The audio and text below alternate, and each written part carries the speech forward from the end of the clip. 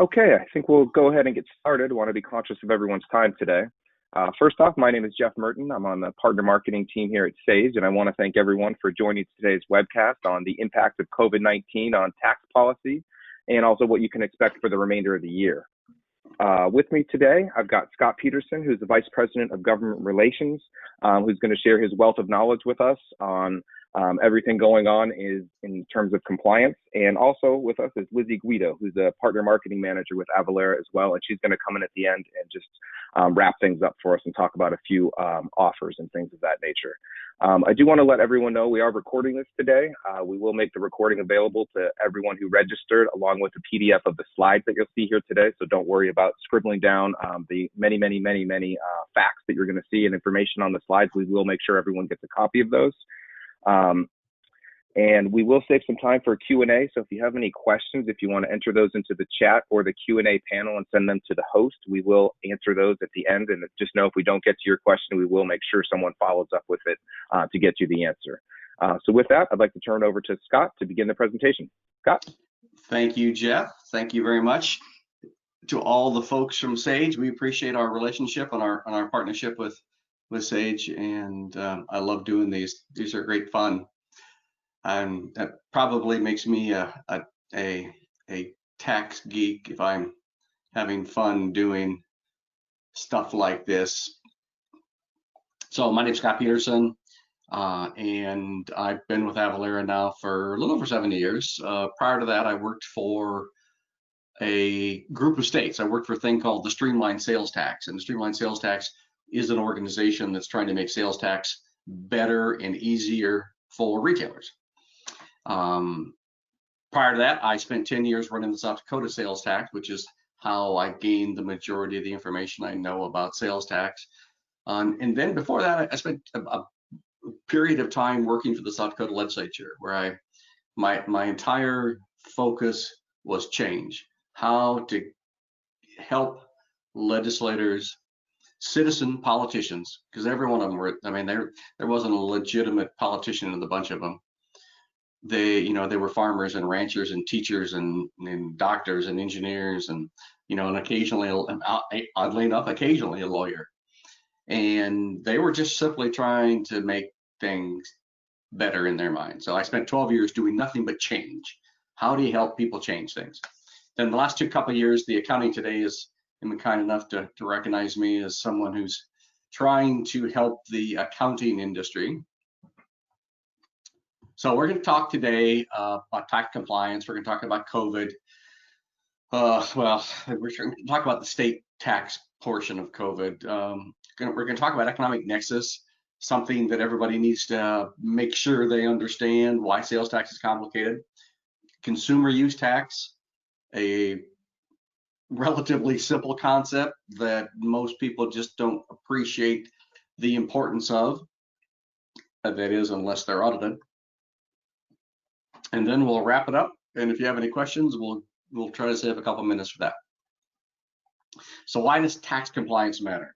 Tax compliance matters because the sales tax is a significant portion of state and local tax collections.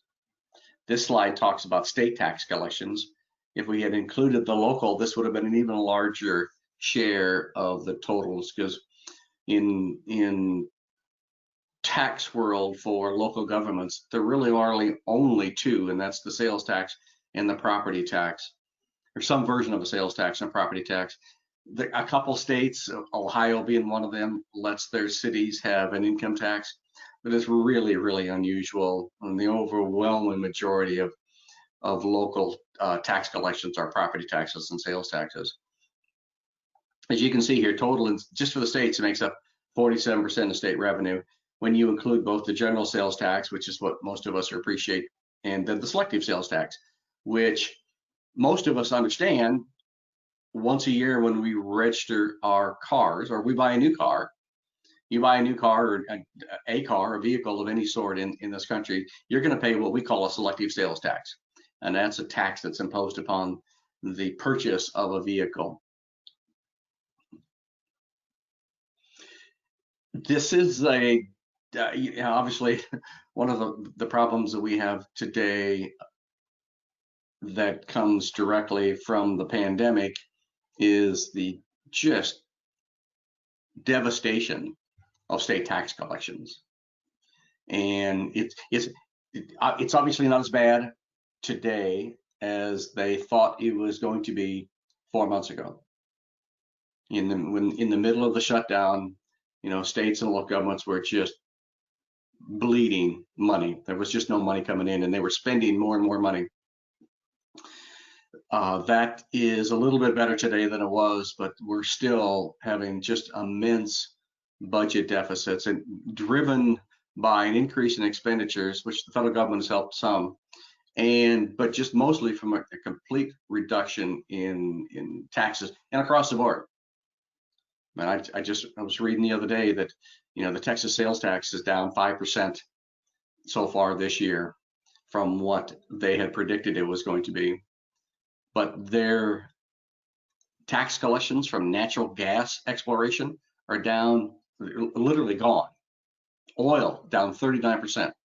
So across the board, in like the state of Texas, which doesn't have a personal income tax, but it's got a corporate income tax and a sales tax and lots of other taxes, every one of them is down, which is relatively normal when you go across the country.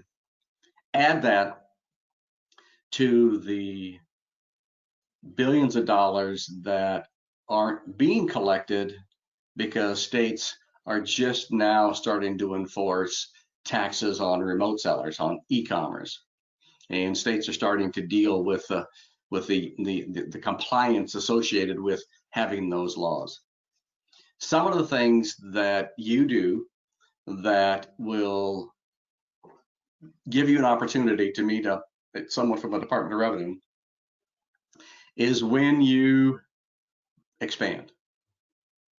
If you're in the e-commerce business, your commerce is everywhere. If you're in the physical commerce business, whenever you add a new store, you move to add a warehouse somewhere, put property in somebody else's warehouse, you expose yourself to that state's jurisdiction. You expose yourself to having to know what's required to be a tax collector. Implemented new ERP e-commerce systems.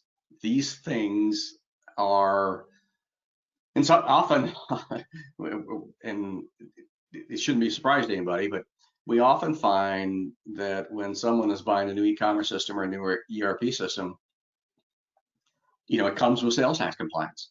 And they ask themselves, why does this come with sales tax compliance? And the answer is, it's because sales tax comes with running a business. And so we build this into these systems so that you understand that these things are going to happen. Then mergers and acquisitions. Oh my goodness. There is no acquisition that happens in this country that doesn't include a clause that allows the buyer to claw back some of the purchase price from the seller if the buyer discovers after the acquisition that the seller had sales tax issues. And it's really common to acquire somebody and then find out after the fact that you have nexus somewhere you didn't expect to have nexus, and they hadn't been collecting there. So what does it mean to have to collect sales tax? I mean, sales tax is historically a physical presence driven trigger. And there's a thing called nexus. And the word nexus simply means you have a relationship with someone. And in this case, you have a relationship with a state. And that nexus is what the state uses to make you a tax collector. So no nexus with the state, no obligation with the state. This all was very simple before, and we'll talk about the Wayfair decision here in a couple slides. It was always very simple before because you had to be physically present, and physical presence was a choice. You made a decision to be physically present inside of a state, which when you made that decision, you knew was going to come with tax obligations, whether it's withholding taxes for the employees you put in the state, property taxes for the property you own in that state, or sales tax from the sales you make into that state. Some of the things historically that in still true today that create nexus, trade show. Almost every state in the country says if you attend a trade show and you make sales there, that's automatic. You have physical presence, you have to start collecting. Sometimes the way you market will create nexus for you, because the people that are doing the helping you market inside of state are considered to be agents of yours by the states. Well, obviously multi-state locations. If you are everywhere, wherever you are, you have physical presence, that requires you to have a sales tax license. And all the things on this list are the kind of things that states look to when they're trying to figure out a way to make you not only collect sales tax, but also make you subject to their corporate income taxes, or maybe even their personal income taxes. So 5 steps for managing your sales tax. A, you have to determine the states and local jurisdictions where you've triggered nexus. Used to be very simple because you made a decision where you were going to do that. You have to register. Registering is relatively straightforward, but remember, it's in most places it's a state by state thing, and every state's registration requirements are different from each other. A couple states require you to post a bond if you're a brand new seller. You have to know what the tax rate is. But in addition to knowing what the tax rate is, you have to know what's taxable. It's shocking how different the states are in many of the things that are sold in interstate commerce today. Now, there's some similarities. If you sell chairs, it probably doesn't make any difference whatsoever where you're making that sale, who you're making that sale to, or what the chair, how the chairs differ that you sell. Every state taxes chairs. Not every state taxes shoes. Not every state taxes food. Some states have really interesting definitions of durable medical equipment. If you're in the medical supply business, you have a really good idea of how complicated sales tax can be. You have exempt buyers, you have taxable buyers. You have exempt products, you have taxable products. It's really very complicated. Speaking of exempt buyers, you have to be able to manage your exempt sales. It's shocking how much money it costs to not collect sales tax in this country. And it costs money because every state in the country has one uniform rule: the seller's liable. If you aren't protecting yourself when you make a sale to someone and you don't charge them sales tax, the state's going to look to you for the uncollected tax. And in some cases, you not only have to, not collecting the tax means you also understood fully and completely why you didn't collect the sales tax. Having a piece of paper from your customer isn't enough in some states.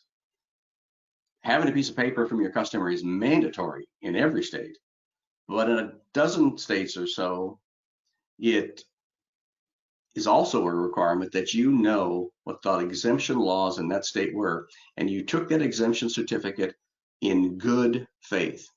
And that's a phrase.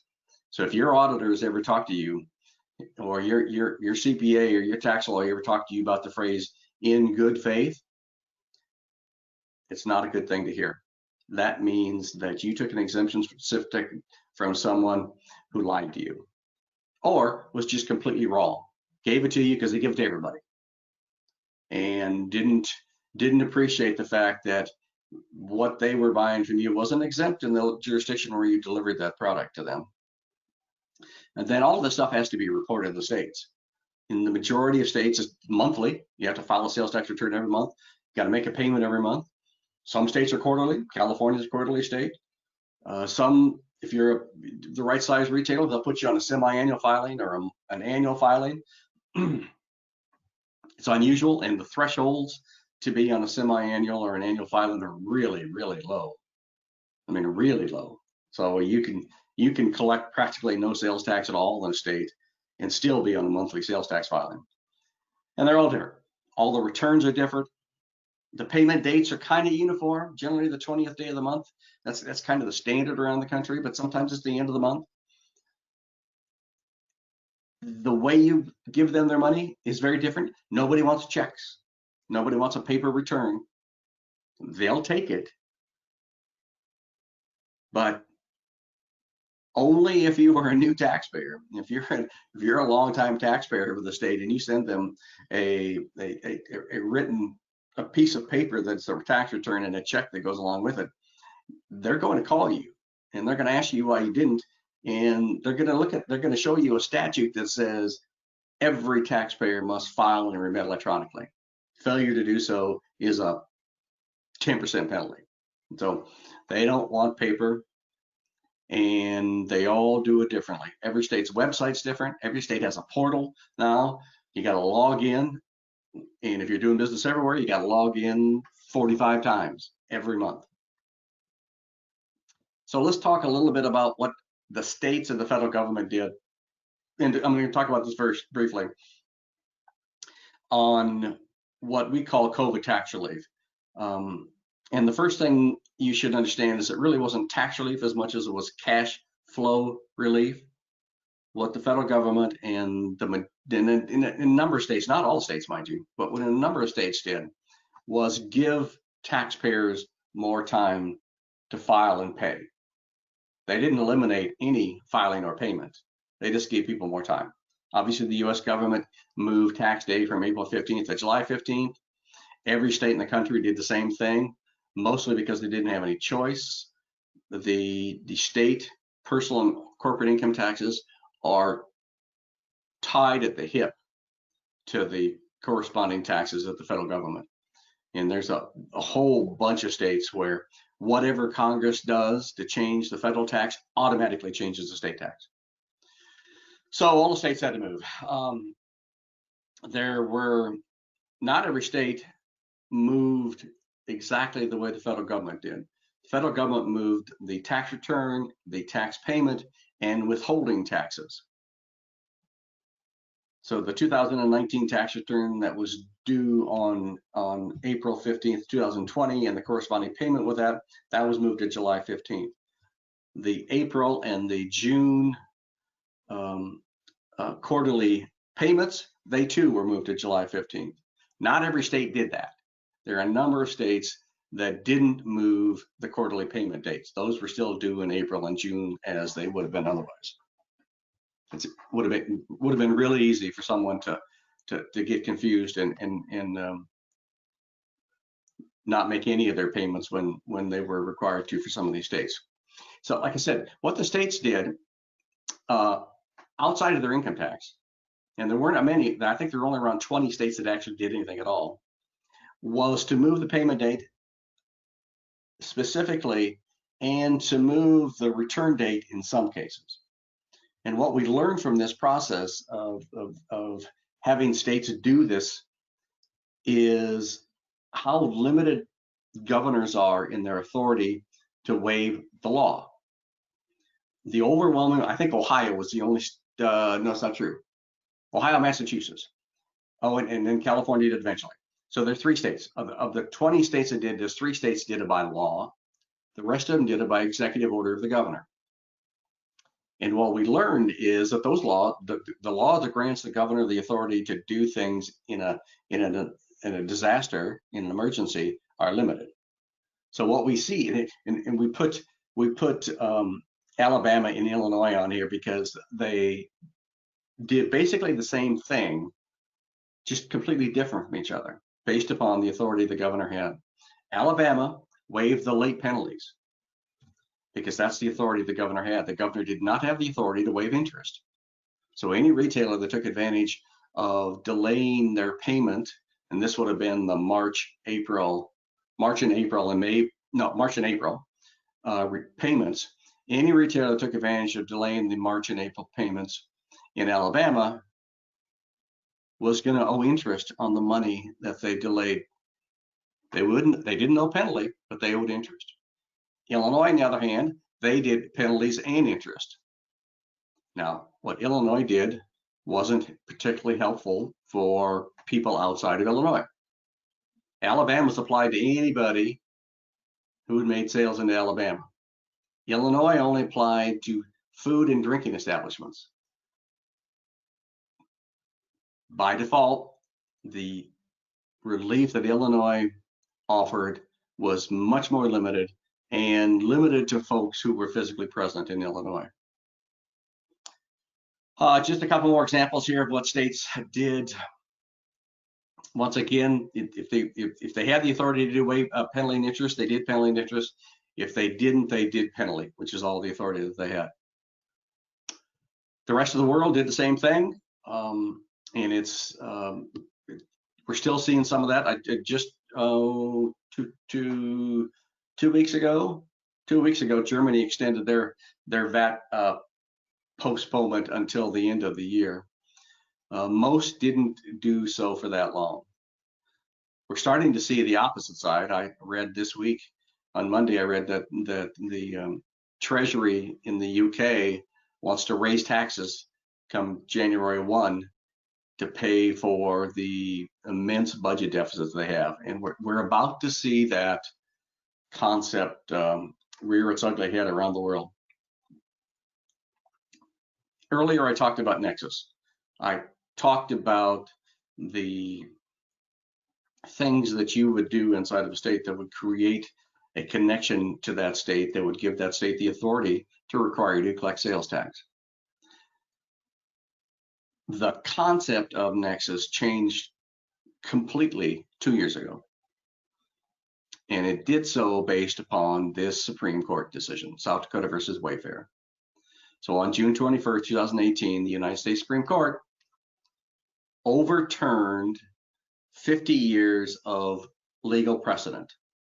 Starting in 1967, the Supreme Court established a rule. And the rule was you were not required to collect sales tax in any state unless you were physically present inside that state. For the 50 years after that case, the states and industry fought over the definition of physical. What could someone do inside of a state that didn't create physical presence? And that's how the state looked at it. The states looked at, okay, these are the things that you can do in our state that aren't enough for us to require you to collect sales tax. Everything else that you do in our state requires you to collect sales tax. Well, the Supreme Court, they had, and it didn't take them very long after 1967 to realize they'd made a mistake. You know, what the Supreme Court really wants to do is they want to judge the effect of a state's tax policy and tax administration on the burden it imposes on a retailer or on a manufacturer or wholesaler. They didn't want to create a test. They did create a test, and I honestly think it was an unintentional test. Now, what they really want to do is say the way you administer your sales tax is an unconstitutional burden on interstate commerce, which is what that's the test. Well, they couldn't do that. When they created the rule that says physical presence is the rule, it automatically meant they could never determine whether or not a state's tax was unconstitutional, because the state couldn't impose a sales tax on someone who wasn't physically present. And if you're physically present, it didn't make any difference how bad that state tax was. This court couldn't go in there and rule it to be an unconstitutional burden on interstate commerce because you were physically present. So what the court did in 2018 was simply overturn or overrule the concept of physical presence. So it doesn't exist anymore as a burden on states. What they replaced it with, we're not exactly sure. They used the South Dakota law. South Dakota had a very simple law. If you make more than $100,000 in sales into our state, or more than 200 separate transactions, you have to collect our sales tax. That's all South Dakota's law says. And so that's what the Supreme Court had to opine on. And so they went through several pages of trying to explain why they liked the South Dakota sales tax, which I administered that tax for 10 years. It was a great tax, still is a great tax. It's not like anybody else's sales tax. The Kentucky sales tax is nothing like the South Dakota sales tax. And so, the rest of the states are sitting around thinking, okay, they said they like the South Dakota sales tax, but our tax isn't like that. But they all did exactly what South Dakota did, which is create a statute that says if you make more than X number of sales in our state, you have to collect their sales tax. And that's called economic nexus these days, because it's based upon sales instead of physical presence. So everybody uses the word economic nexus now to describe your legal obligation to collect the state sales tax based solely on the amount of sales you make into that state. So here's the map. This map on the left was the day of the decision. As you can see, there were once the Supreme Court decided to take South Dakota's case, there were several states that said, well, maybe South Dakota will get lucky. If they get lucky, we should have a law like their law, just in case. So we have these states in blue on the left-hand side. Today, we have the states in blue on the right-hand side. The only two states in the country that have a sales tax that don't have this law are Missouri and Florida. And you'll see in the corner, we talk about the states that have no sales tax. The acronym for states without a sales tax is NOMAD. Stands for New Hampshire, Oregon, Montana, Alaska, and Delaware. Well, you see, we've got Alaska colored blue. And we color Alaska blue because the 110 cities and boroughs in Alaska that have a sales tax are adopting the same law that South Dakota adopted. And they're taking the position that any seller outside of Alaska who's making sales into those cities and boroughs has to collect the sales tax in those cities and boroughs because of the Wayfair decision. I said that every state did exactly what South Dakota did. Well, it wasn't as exact as it could have been. South Dakota is $100,000 in sales with 200 separate transactions. South Dakota, it's gross sales. So the states differ from each other on the three things. Did they use gross, the number of sales, and the number of transactions? So California and Texas, they looked at this case and they said, well, South Dakota is a tiny state, 850,000 people. There's 40 million people in California. And California said, well, $100,000 can't be the right number for California if it's the right number for South Dakota. So California and Texas chose $500,000. A number of states don't like the transaction component. They don't like the fact South Dakota has 200 separate transactions. Well, separate transactions, an invoice. The challenge that some of these states have tried to eliminate is it doesn't take many 75-cent sales to get to 200, obviously 200. And you still haven't collected hardly anything. I mean, even let's say $1. So in South Dakota, you have an obligation to collect sales tax in South Dakota once you've made 201 $1 sales. California and Texas and frankly even North Dakota, they're saying that we don't want that person. We do not want a taxpayer clogging up our system who's going to make $201 in sales into our state every year. That's $12 in sales tax in most of these states. It's not worth the money for them to do it. So where you see states that are different, you see North Dakota's taxable sales, South Dakota's gross sales. Arkansas now is retail sales. So we've got at least three different definitions: gross, taxable, retail. We've got multiple dollar thresholds, and then we have a number of states that don't use transactions. Very complicated. More reasons why sales tax is complicated. To be able to effectively collect sales tax everywhere, which is what the Wayfair decision has created, because now we live in a world where your customers decide where you're going to collect sales tax. We don't live in a world anymore where you get to choose where you're going to collect sales tax. Your customers do that for you. And the only way you can get back to the old physical presence concept is to not make sales at all where you don't want to collect sales tax, which means you give up customers. So you have to be able to keep up with all this stuff. You have to worry about inaccurate tax collections. There's 12,000, well, I'll get to the next slide. You'll see in the next slide, there's 12,000+ local taxing jurisdictions in the United States. The overwhelming majority of them are either a city or a special taxing jurisdiction.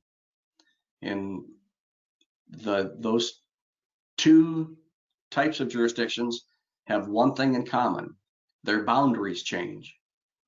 In the few states like Ohio and Tennessee and Wyoming, where it is a county-based sales tax, county boundaries never change.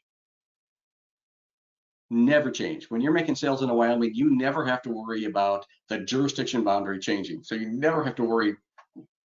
You have much less chance of charging the wrong rate in Wyoming than you do in South Dakota. Two states border each other, two radically different approaches to how local government's going to have sales tax. Wyoming, it's all county-based. The boundaries never change. South Dakota, it's all city-based. The boundaries change every year. Often they change multiple times in a year. And so it's really easy to get the tax rates right in Wyoming. And it's really easy to get the tax rates wrong in South Dakota because the boundaries change. And most people historically have used zip codes to manage their sales tax compliance. I lived in Pierre, South Dakota for 20 years. The zip code is 57501. That zip code, because it was created by the post office for the sole purpose of managing the mail, excuse me, from a post office that's located in downtown Pierre, South Dakota, the 57501 went out into the country 10 miles in a semicircle. Everybody who charged sales tax based upon 57501 had the risk of charging the Pierre City sales tax to everybody that lived outside that boundary, the city, like actual city boundary, but within the 10-mile semicircle. Crazy and inaccurate. Managed and exempt certificates. You know, Kentucky has 17 exemption certificates. They expect you to use the right one. And remember, seller's liable. Customer tells you exempt, they give you an exemption certificate, you're in a hurry. So the staff that you have that's managing that for you is new and inexperienced. They take the wrong form from that customer of yours. Kentucky comes in and audits you. They look at that form and they say, I'm sorry, you just took an agricultural exemption certificate for someone who bought something for resale from you. How do we know that? How did you know that? Why did you take that? Lack of integration with existing systems and technology. Something that's changing because everybody's having to do something. We're all in a remote world now, so everybody's upgrading their software to take better advantage of the things going on. But if it doesn't integrate with a tax system, your ability to manage this is very complicated. Like I said, 152 million mailing addresses. There's a 9-digit zip code associated with every one of them. Sometimes 9-digit zip codes are really accurate. Wyoming, 9-digit zip codes don't cross county boundaries. Perfect. They do everywhere else. Tens of thousands of sales, use, and rental tax rates. It's really this simplicity of this map is deceiving because this map is extraordinarily complicated. When you get, and I'm going to show you a map here, another version of this map here in a second. 131,000 fuel tax scenarios. So if you are in the fuel tax business, it is just as complicated as sales, in some ways more complicated than sales tax. Then of course millions of product and service exemptions, hundreds of thousands of exempt buyers and sellers, and the exemptions don't match. I live in Tennessee. The Catholic Church is exempt from sales tax in Tennessee. I lived in South Dakota. The Catholic Church is taxable in South Dakota. Red Cross is exempt everywhere. Catholic Church isn't. So here's an example of why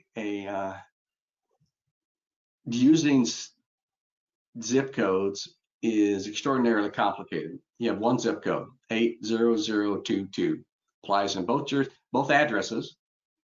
Both addresses have the same 5-digit zip code.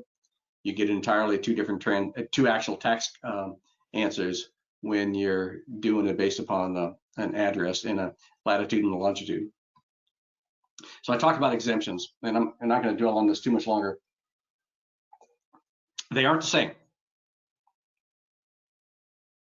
Manufacturing exemptions are radically different from state to state to state.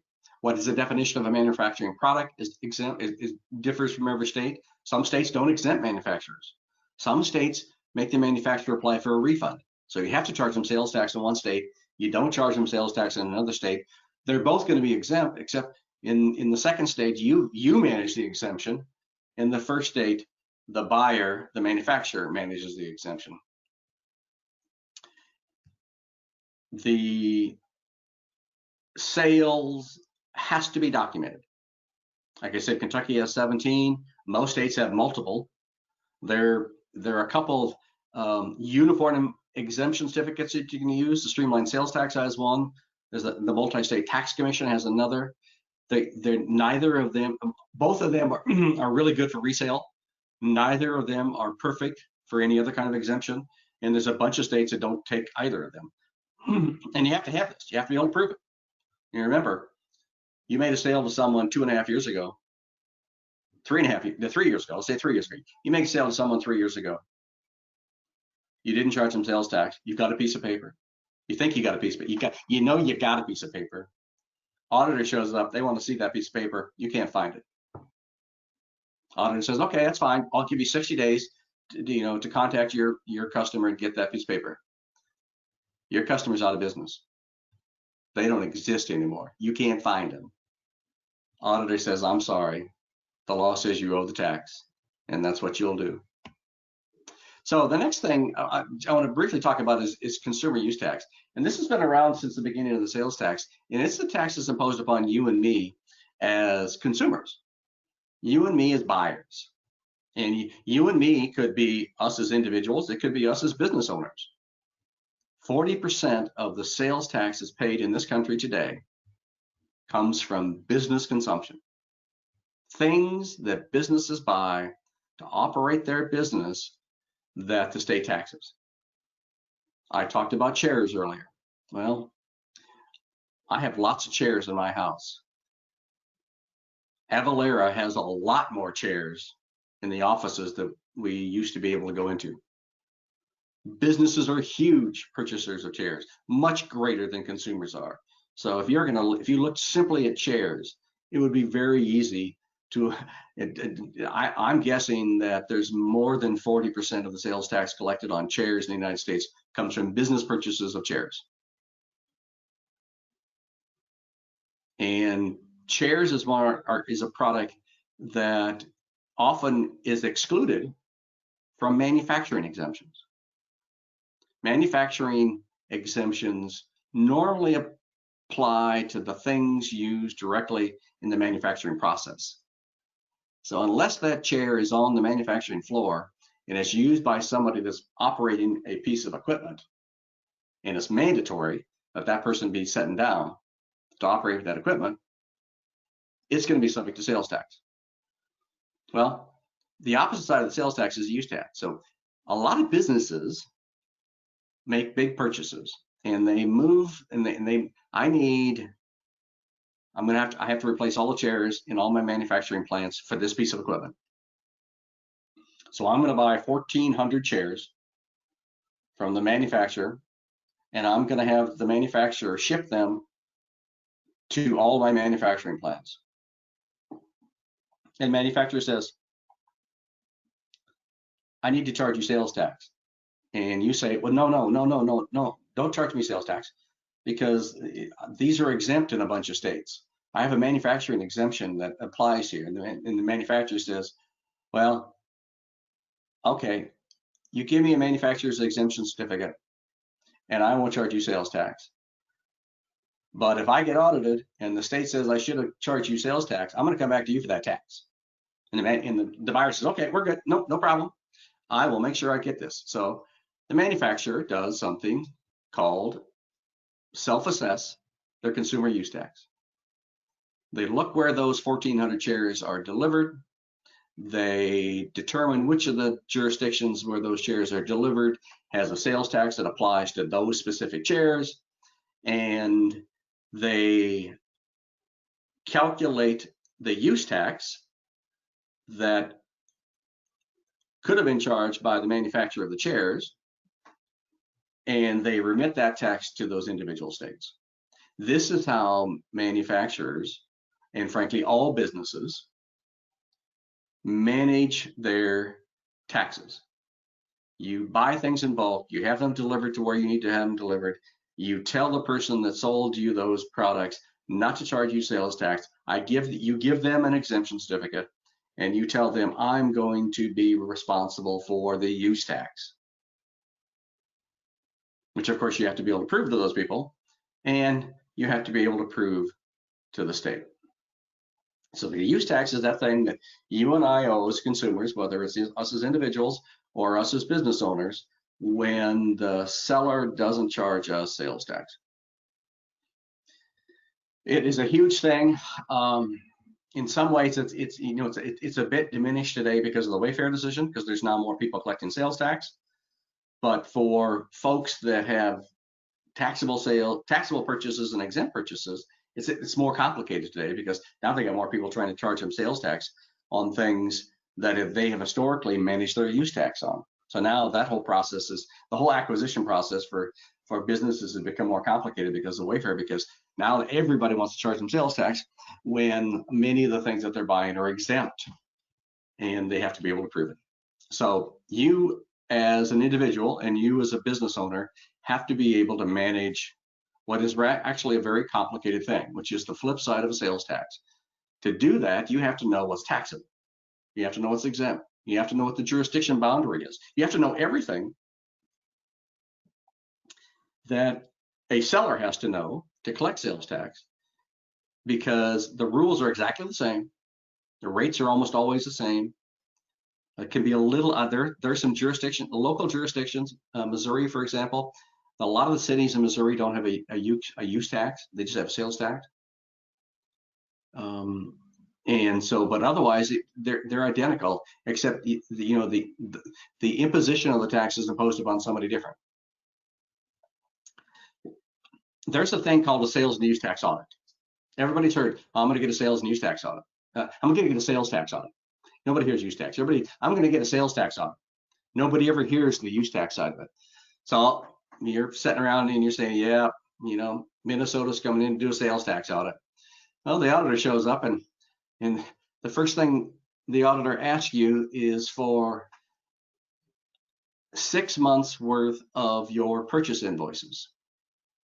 And you ask yourself, this is a sales tax audit. Why don't they want to look at my sales invoices? Why do they want to look at my purchase invoices? Well, because roughly 80% of the tax that gets collected in a sales tax audit isn't sales tax, it's use tax. It's the tax that we pay no attention to, because we just assume, that we assume sellers know what the heck they're doing.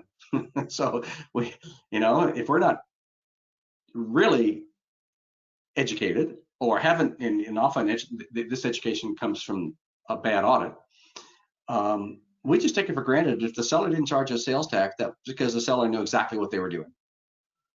And that just is not the case. And the Wayfair decision has made that worse, because what Wayfair has done is made tens of thousands of new taxpayers. And in many cases, these taxpayers that didn't collect sales tax anywhere, or they collect sales tax in one state.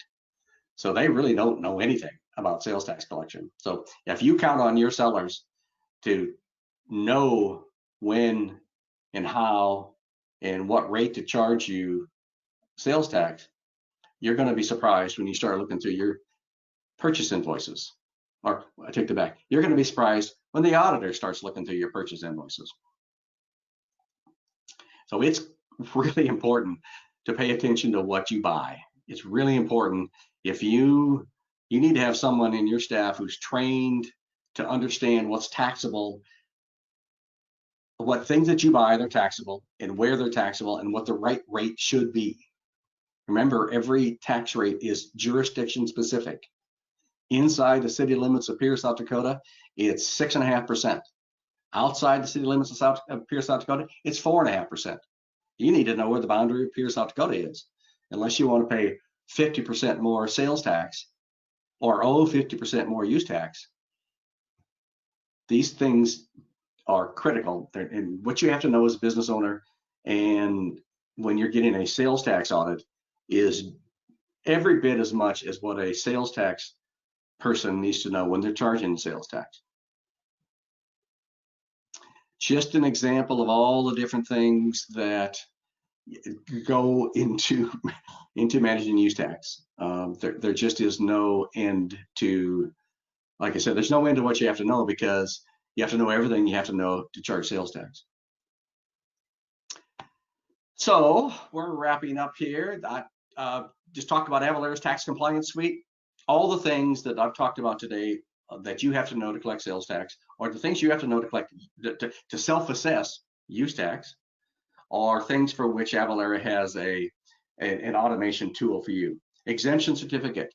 We have a thing called CertCapture. CertCapture is just a amazing document storage, document retrieval tool, but it's also a proactive go out and get this information from your customers tool. And of course, AvaTax is the tool we use to help you with the calculation. We have a use tax tool that's tied into AvaTax, so all the things that AvaTax knows, what's taxable, where it's taxable, what the rate is, what the jurisdiction boundaries, those are all built into our use tax tool. And then returns. As I said, everybody's return is different, everybody's payment process is different. Everybody wants you to log into a website once a month and then do it 45 times every month. Those are all managed and handled for our customers through our managed return process. All this done in less than a second. AvaTax, less than a second. And it's, we have to know certain things. We have to know what you sell. And we have to know where it's being delivered. And that's about it. Those are really the only two things that we need to know to be able to return an accurate sales or use tax amount in less than a second. And I talked to you about use tax. We have this brand new tool out, Avalara Consumer Use. It's a great tool, and it does everything that we do for sales tax. It lets you do as you're managing your use tax. So now I'm going to turn this over. I'm gonna leave it on this slide here for a second, just so everybody remembers you're in the business to make money. You are not in the business of doing non-revenue generating activities. So now I want to turn this over to Lizzie to talk about a special offer we have.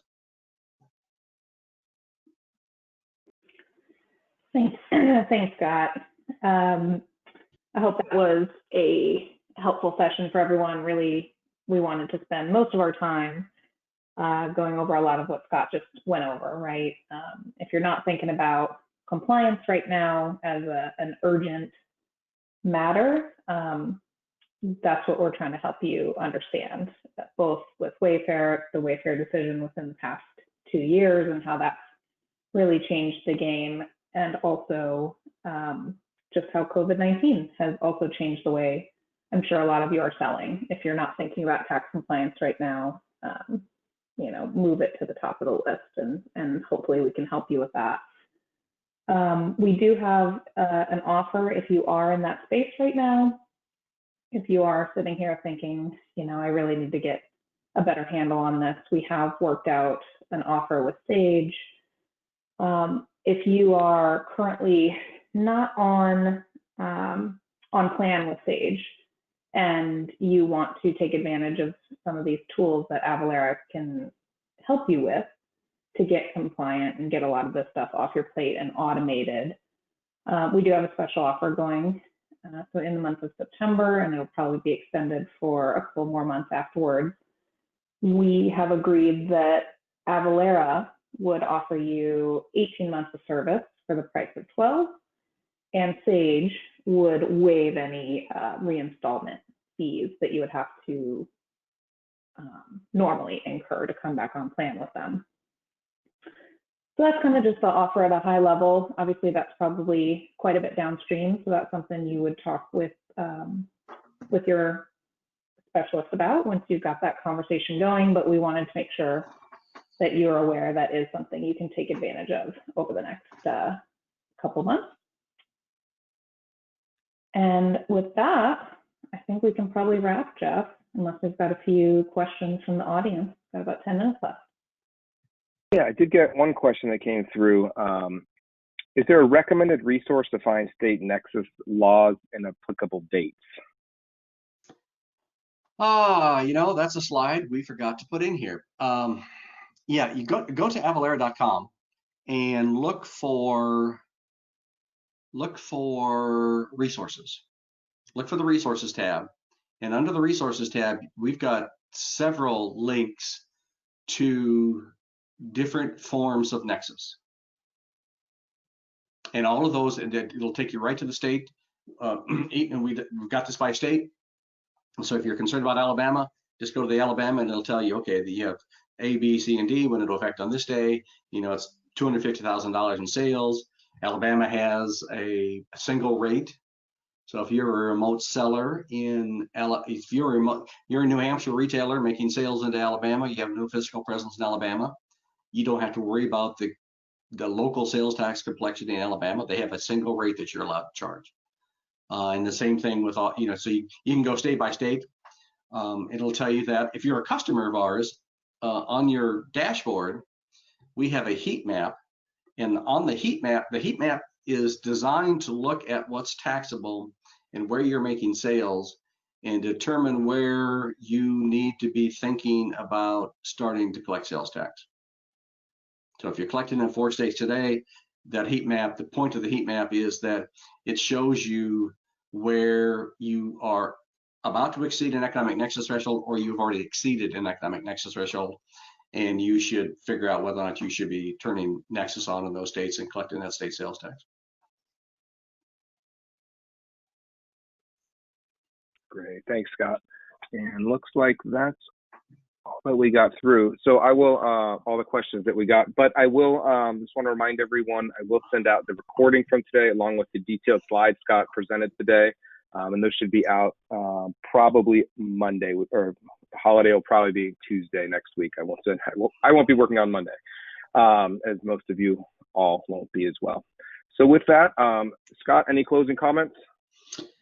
Sales tax is not going to get simpler. We live in a world today where as budgets become tighter and tighter, and they're